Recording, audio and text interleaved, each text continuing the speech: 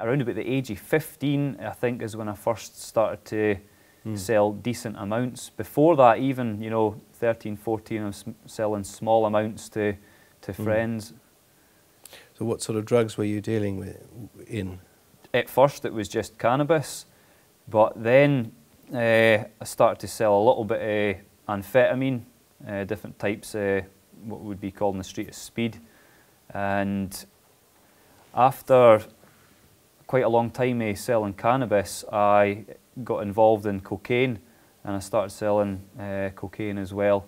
By the time I ended up on heroin, I was so ill that I couldn't even sell anything. I couldn't even get up to go and meet people. I was just so ill. I began taking other types of drugs. So I moved up basically through the ladders. I mean, it's kind of like how it is now with the different classes. I started off really low, and I moved up to the Bs and then the As. When I was 19 years old, I ended up having a really bad cocaine habit.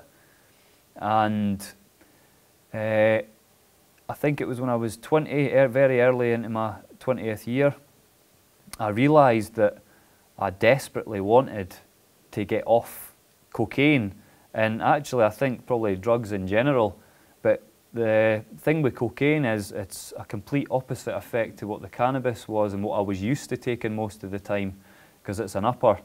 And I became very paranoid, very anxious, very depressed, and my mind was just going crazy.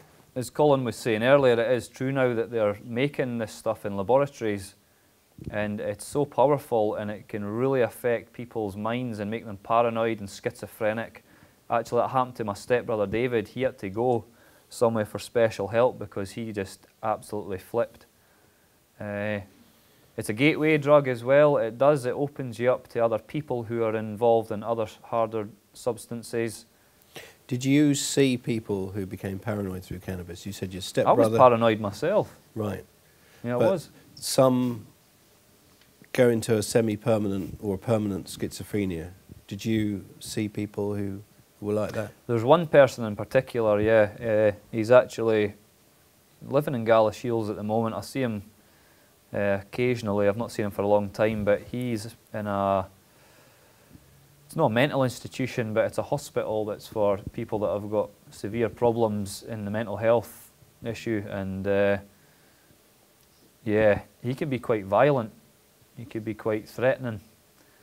He's on medication at the moment, which makes him just a zombie, you know. But definitely cannabis was what he smoked, and I'm 100% sure that it's affected him. He's in a complete mess. But you don't think Nick Clegg's right on legalising cannabis? Well, no. No.